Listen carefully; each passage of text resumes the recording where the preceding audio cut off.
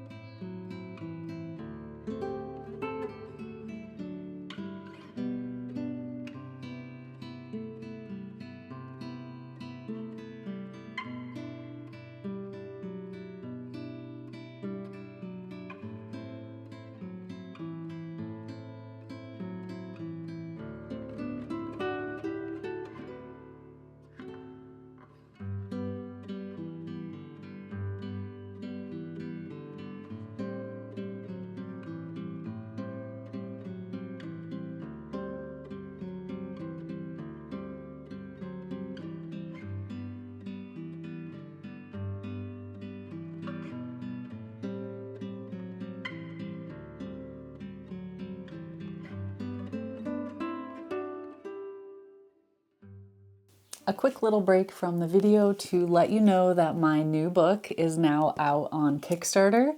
We have already surpassed the funding goal, so it's definitely happening. And we got all the stretch goals already, so there will be free goodies printed and included in every single book order. This is Sketching Scotland Volume 2. I'm also re-releasing Sketching Scotland Volume 1 with a new cover. This is the second edition. Very exciting. As well as my other books, so you could get like a bundle if you want. But it's currently running until the end of May, and there's special pricing, which is only available on the Kickstarter. So all the information is in that link. I will include it below. Make sure you go check it out. And for all of you who have already ordered, thank you so much. I'm really, really excited to get these out to everyone. Okay, back to the video.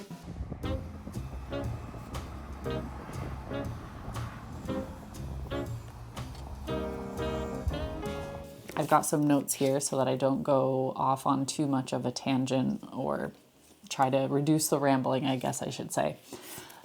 But I gave myself about just under 2 weeks to kind of process everything that happened during pleinairpril, everything I learned. In addition, basically the day pleinairpril ended, I was working on the studio remodel. So it was total chaos in here.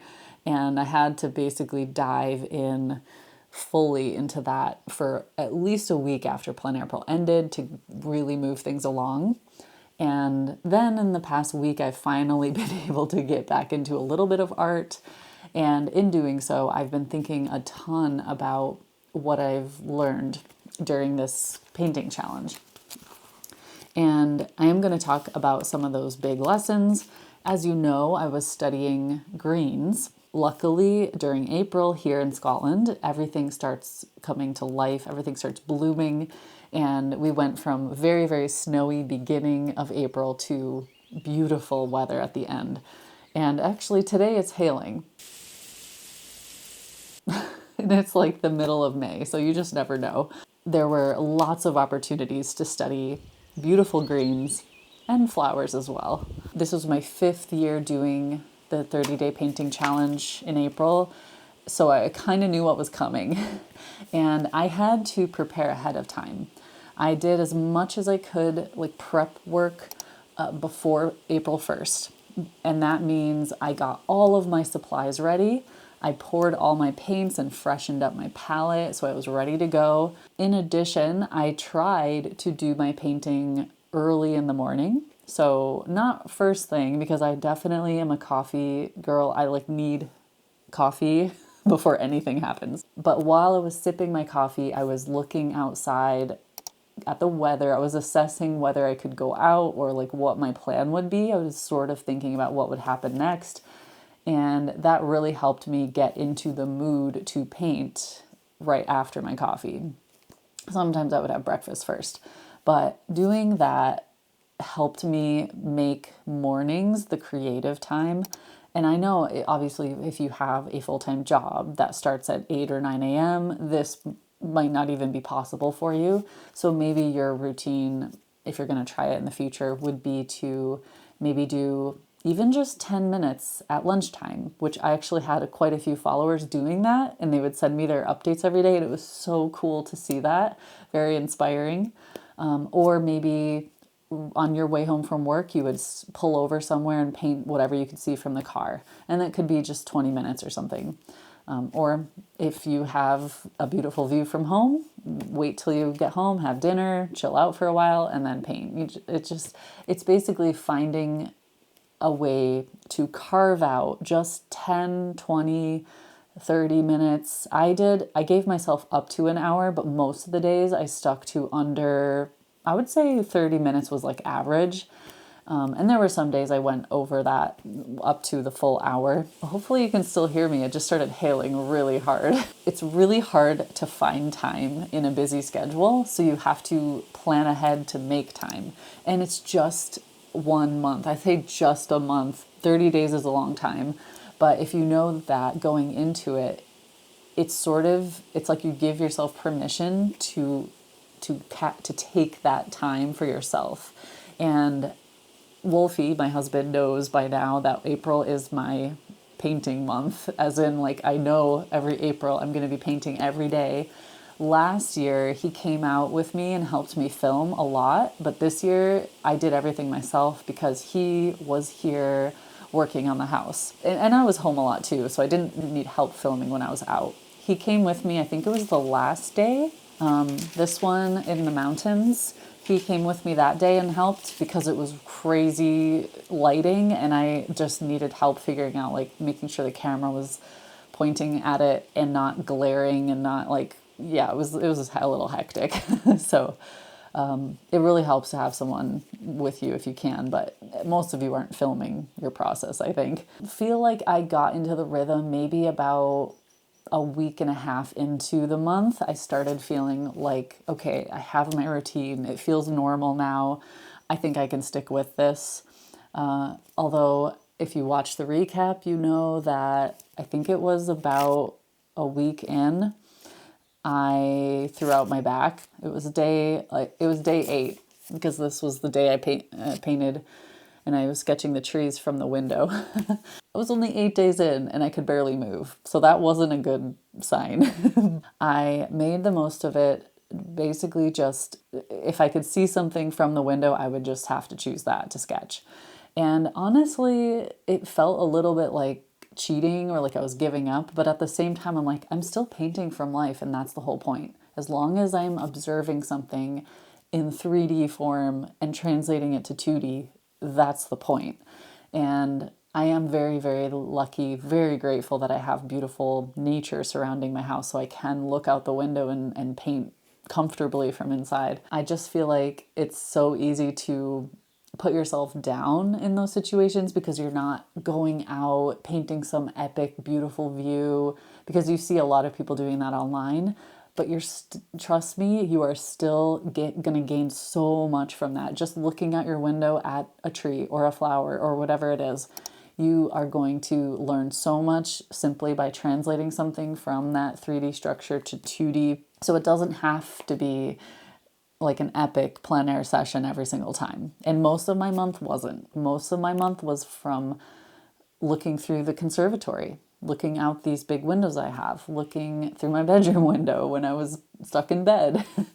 And I did have plenty of times where I went out and painted outside, but most of it was very chill compared to previous years. Like last year, I went everywhere on the Murray Coast, which is like where we used to live, just miles and miles, covering so many different subjects, so many different locations. And I picked out ahead of time options for my locations and I drew them out of a hat each day and just went out in the car and just like did it. So that was such a different experience. This year felt like very chill, but a little more studious because I had chosen greens as my subject. That gave me a focus. And there were quite a few days where other subjects caught my eye. And I'm like, oh, maybe I'll just deviate from my plan and just paint that bird or do something different. But I stuck with it because I'm like, it's just 30 days. Just do it. Get through the challenge. And in most situations, there was some kind of green involved.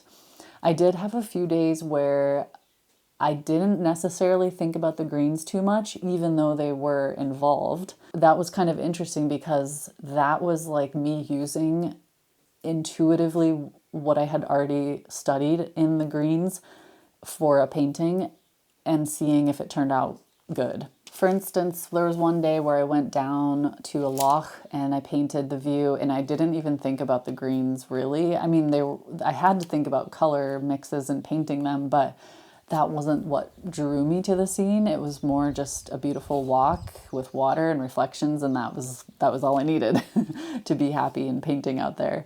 And it wasn't necessarily like a super intense study of greens, but I still used what I had previously learned. Like it all came into play. So I had a few comments throughout the month about burnout and people telling me that they experience burnout during a daily painting challenge. And I totally get that because I do too. I think it was day 11, 12, 13, 14. Those were I was feeling a little burned out. It was kind of like right after I threw my back out and I was just starting to get back into like being able to move a little bit. And I was feeling very restless because being stuck in bed is not fun. And just thinking like, why am I doing this to myself? I'm remodeling my studio, my back hurts. Why am I doing this daily thing? I think a few of those days I just did like 20 minutes, 30 minutes max. And it was almost like, okay, just do it and get it over with. And I'm so glad I did, because when I look back at those paintings, I know I can see some things that I learned. There was one day where I was studying the daffodils, and then every day since that painting, I was outside sipping my coffee, out in the conservatory looking at the daffodils and thinking, okay, I painted those this way. How could I do better next time? Like, it's always kind of going through my mind when I'm looking at things. And then later in the month, day 25, I painted them again outside. Things made sense a little bit more. And I was just able to do it a little easier. And not that I got like the best result, but it was so obvious at that time that that previous little sketch was a stepping stone. So maybe that's like the biggest lesson learned, is that when you're doing these little daily sketches, even if it feels like a throwaway sketch, it's in there somewhere that you'll use in the future for another painting. And I love that, because it's like you're doing the brush mileage, and in the future you'll thank yourself because you'll be sitting down to paint something and you're like, oh yeah, I've done that before. This is how I can do it better. It all just kind of builds your internal library, your skill set. I also know that from other times I've done daily painting challenges where sometimes you just need a break and maybe you take a couple days off. It's completely fine. I felt a little more pressure to keep doing it because I was recording and sharing the process. And like I said, I'm glad I did. And also it gave me something to focus on through being injured and also being overwhelmed with my studio remodel. Like, I really look back and think, thankfully I stuck with it, because I could have easily spiraled and just felt like crap. So at the end of the month, I was so glad I had stuck with it and did every day. I think that when you're in the thick of it and you're painting every day, maybe feeling overwhelmed or like you want to give up, or like maybe you feel like each painting is kind of not good and what's the point? It's hard to think about this lesson, and because you don't see it till way in the future. And I think little spurts of challenge like this are good for you, or for me at least. I find myself growing so much when I do a daily painting challenge. I've done 100 days in the past. That was too much for me. I think 30 days is just enough. What are you doing? Hello. You just came to say hi. I don't think you need to do a daily painting challenge to get the benefits that I'm talking about. Every other day, every 2 days maybe, but there is something about frequent repetition that kind of pushes you to the next level, I find. That was one of the biggest lessons. I felt like having the daily routine, focusing on something and then moving on. And then the next time I picked up my paintbrush, things kind of came back, and it just snowballs so much more quickly. By the end of the month, I felt crazy warmed up. I felt like I could have painted anything that came my way. It was like such an intense difference to the beginning of the month when I felt really rusty. April is like the beginning of my plein air season each year, so I'm coming off of winter where I'm barely painting outside, so I do tend to look forward to the feeling I get at the end of April. It's kind of like a runner's high, but it's a painter's high where I just feel invigorated. I feel on fire. I can paint anything. Obviously, I'm not painting like masterpieces at that point, but it's more just like I have the routine, I have the supplies, I have that habit built up over the month that it just feels normal. And actually, the day after pleinairpril ends this year, I had to, like I said, dive into my studio renovation. It feels wrong to not paint every day.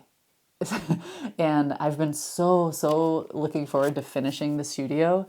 Now that it's done, I feel like I can finally just like get back into a more daily painting habit again. And I'm sure I won't paint every single day, but there will be way more to come. Okay, the sun is coming out, so we're gonna try to adjust the lighting. So I've heard a lot of artists talking about this feeling that happens when you go to a retreat or a painting vacation or something, just a week or two dedicated to painting. And at the end of the time, they feel so fired up and ready to go and like invigorated that they could paint anything in the world. When I did the Adirondack Painting Week last year, everybody talked about this. Like, we were outside painting every day, nonstop. And it was just like painting after painting, hours and hours and hours every day. And that's like pleinairpril squished into 1 week. It was so intense. And everybody said the same thing, that by the end of the week, it was just like drinking water. It was so natural. It was just flowing so well for everybody. And I remember feeling that too. I know it's really hard to get out of like a painting rut if you're not painting for quite a while. Like, how do you get back into it? And I don't think painting every day is always the answer. Maybe for some people it is. There's something to be said for frequent repetition and what it does for you mentally and creatively. So it's just food for thought, I guess. And the battery died. All right, we're doing well today. Okay, so next I wanted to talk about greens in particular, my biggest lessons learned. During the month, they become intuitive, and I'm just doing them in each painting, and I'm not really thinking about why necessarily. Maybe sometimes I am. Anyways, let's dive in. So the first thing I noticed is that there is red or brown in almost every green you see outside. Obviously, there's some exceptions, but when I'm sitting there mixing and trying to match what I see, I was always needing to add either red or brown. It was especially true when I was painting pine trees. I tried adding white, I tried adding yellow, I tried adding blue, and those colors are often in green. But there was something about pine trees that needed a little bit of complement, like a red, and English red was a good option as well because it's like kind of a muddy red, so it wasn't so intense. And I find myself using English red quite a lot in my greens. In addition to adding red and brown to most of my mixes, I found that if I put something in the painting that was a little red or a little brown on its own next to the greens, I didn't need to make the greens as saturated. So I could mix the greens very muted, and if I had a reddish brown tree next to it, it would feel more green. And that's the magic of complementary colors. They bring out each other's saturation, it felt like. And this again is another example where I had these little brown trees that didn't have leaves in the foreground, and I added English red to those, and instantly that made all of the greens I mixed in the background feel way, way more saturated. It's definitely a trick you can use in a painting. When we're beginning, our instinct when we go out and paint outside is to just use such insanely saturated green, sometimes straight out of the tube, like a Viridian or any of the premixed greens. Then if you also add other colors like reds or any red leaning color or subject next to those greens, it makes them feel even more intense. And when I look back at a lot of my beginning paintings, I went through that phase. Obviously, we all do. So now this month, when I was like seriously focusing on very subtle greens and mixing and all this stuff, it was just such an aha moment where I was playing with way more muddy greens than I ever before, and it was actually working. And I look at a lot of master paintings, and a lot of them used very muted greens and then have a little pop of saturation here and there. And I think that's so successful. Here's another example, doing the Christmas cactus. I obviously was using a very intense pink in the background and didn't even bother muting that down. but the greens themselves are actually quite muted. So if you look down in the corner, you can see the greens that I actually used to paint this. None of these mixes are straight out of the tube. There's a lot of brown, a little red, obviously some yellow and blue in there, but they're way darker and more muted than what would come out of a tube. But they look really green and they look really intense next to that hot pink. So that's a really fun way to play with it. These 2 pages were a little more illustrative, and I definitely lean into color more in those kinds of paintings compared to like when I'm sitting down to paint a proper landscape. And I think that's totally fine. I think you have to have fun somewhere, right? Like if you're a colorist, you are going to use completely different colors and strategies than other types of artists, other styles. What I'm always going for is like a mix between illustration and almost like a fantasy inspired feeling with realism. I love when you look at a painting up close especially, and it looks like total chaos, like all abstract, and then you back up and everything comes together and looks more real. But there's still like a feeling of whimsy about it. So that's always where I'm kind of leaning. And I think to get there, I do need to study properly from life. I need to study real colors and lighting situations to apply that knowledge and sprinkle in a bit of my fantasy and my whimsy to make it successful. Otherwise, I think it leans way too far into the fantasy and not the reality. So, wow, I went off on a little tangent there. Back to the greens. Another thing that I picked up on during April was to darken a green but keep it saturated. Try adding blue. To lighten a green and still make it saturated. Don't add white, add yellow. Those 2 simple rules helped me so much, and that was the starting point. From those mixes, I would then touch in a little bit of red or a little bit of white maybe, or brown, or whatever I needed in the situation. Or even cobalt turquoise light, which was a fun one to play with. You know, like having kind of a rule for yourself as a starting point in your mix and then branching off from there speeds up the process. It helps so much. And I know these rules can't apply to every single situation, but it's just like somewhere to start. The first day actually was studying the rhododendrons. Later in the month, I was doing my Patreon tutorial, and I did a full spread talking about these things that I'm mentioning in this video, really. It's like when to use the pale reflective green, when to use the deep saturated greens, and all of that. When to add in red and brown, to give the impression of light reflecting off of them, sunlight reflecting off. The temptation a lot of times is to add yellow, but a lot of times I noticed white makes it a little more pale and desaturated, plus yellow to lighten it. And that combo makes it feel more like sun is reflecting off, because if you really look at the leaves, a lot of times they're very pale or almost glimmering with like a white, reflecting the sky, reflecting the clouds maybe. That next to the other pops of color in your scene gives it a little bit more realism. When I paint this type of thing, like these types of studies of leaves or flowers or something, it's so much more obvious when to use those pale greens.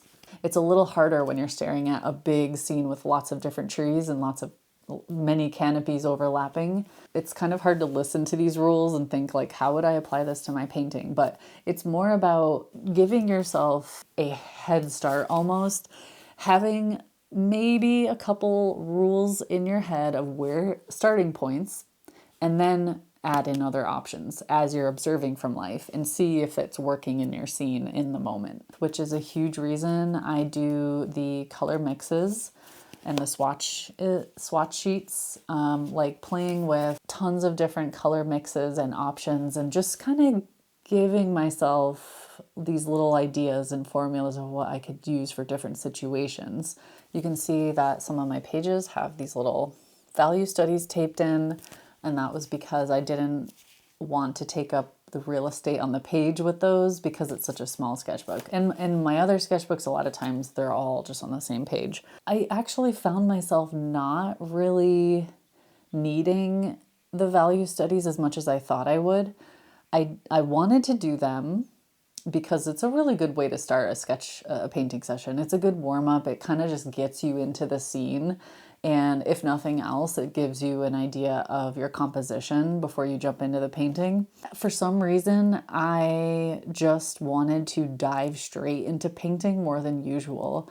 And I think part of that was because it was a daily thing. So I was like still kind of like thinking about what I did the previous day and warmed up a little bit. When I look back at it, I like seeing these little value sketches, even though they are very, very minimal, because it shows me what first caught my eye when I sat down to paint, even if that didn't end up being the final painting design.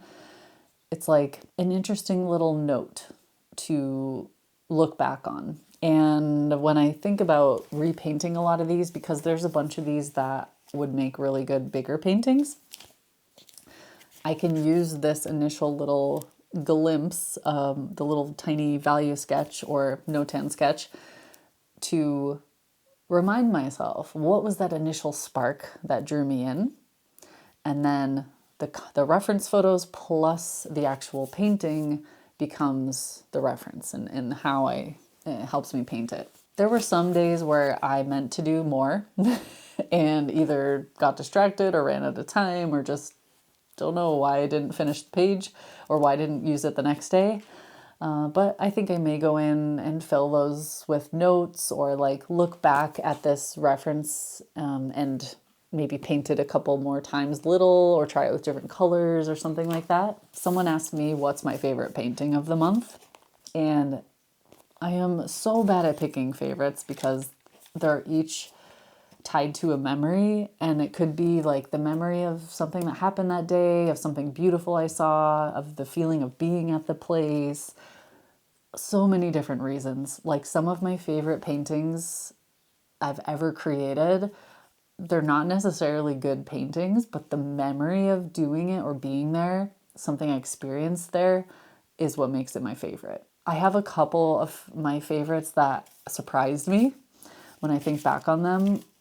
Like this one, it's okay. Like it's not terrible, it's not amazing, but there was something about the light hitting these snowy mountains that I could see from my conservatory. Beautiful light on the mountain, long shadows, which are some of my favorite types of things to paint, and it was the moodiness of the colors as well.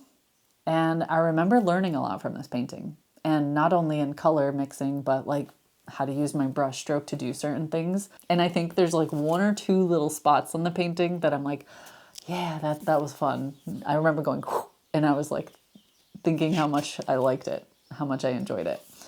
The other painting was this one because it's my tree. It's my beautiful tree in the garden. She wasn't blooming at that point. It's actually two trees next to each other, a sycamore and a beech. But it was right before things started budding. Everything was still very like brown and gray. I love staring out at this tree. I stare at it all the time, doing dishes, making coffee, waking up in the morning, every time I'm in my bedroom. So I've seen it in every light you could possibly imagine. Snowy, sunny, and now full of leaves. And I think this is my favorite. It's like something about how the forest behind it was all sorts of beautiful muted grays and browns. And then there was this pop of light hitting the base of the mossy tree. Oof, I love that combo. I think that is probably my favorite of the month overall. The other one that was my favorite experience was this one at the waterfall, which was towards the end of the month. That was day 28, because it was just the most stunning, sunny, woodland waterfall scene. I still haven't been back, but I am dying to go back with some watercolor paper and try it with watercolor. And I think I'm going to be painting that a lot in the future, because every time when I look at the photos and videos from that day, there's 1,000 different scenes to choose from. Oh my gosh. I'm thinking about it right now and I just want to go paint. Yeah, it was just the perfect morning. The painting itself is kind of wacky. Like it's just all over the place, all over the page. Very, very drippy. But I kind of like that because that's how it felt. It was like I was overwhelmed with beauty. I just was splashing paint around, painting fast and just enjoying it. And I think the painting reflects that. Yeah, there were many other days that I loved. And also just the overall experience of getting to see spring bloom in our new home for the first time. Because when we moved in, it was the dead of winter, so nothing was blooming. And now we're seeing such beautiful foliage and tons of flowers. And yeah, it's just incredible. So witnessing that and studying it in art form as it happened was wonderful. Oh, I did also want to give an honorable mention to this one. It was a specific challenge of painting with as little green as possible while still making it feel real, like what I was seeing, and capture the subtle greens, because there were days where when we had a lot of mist or fog, it barely looked green, but it was there. And that made it such an interesting color palette. And it's a very, to me, it's a very like whimsical and fantasy feeling palette, which I love. And I had a lot of fun painting that. The colors are definitely happy colors to me. Okay, I'm going to end the video here. I have a lot of thoughts about painting greens that I want to share, but I think that would just make more sense in an actual video. So what's next for my channel is it's now basically summer and I have a lot of beautiful locations saved on my map. I'm going to take you out with me. Maybe every other week for now, I'll plan a video, plein air video, and then maybe in between that, I will do some kind of little study or something from home just to kind of change things up. But maybe I'll do a plein air video every week if I'm that inspired. We'll see. I have a few travel plans this summer, nothing too crazy. My dad's visiting for 3 weeks in June, so that'll be really fun. I'm really busy. But otherwise, I'm not traveling until October or like end of September for the workshops in France. Really excited for that as well. But otherwise, we have all summer together here in Scotland, and I have lots of painting ideas, and I'm so excited for that. If you have been interested in trying to paint outside, plein air is challenging, but it's very rewarding. And if nothing else, you are spending time in nature, which is amazing. Thank you all so much for hanging out with me, and I will see you all again soon. All right, take care. Bye-bye.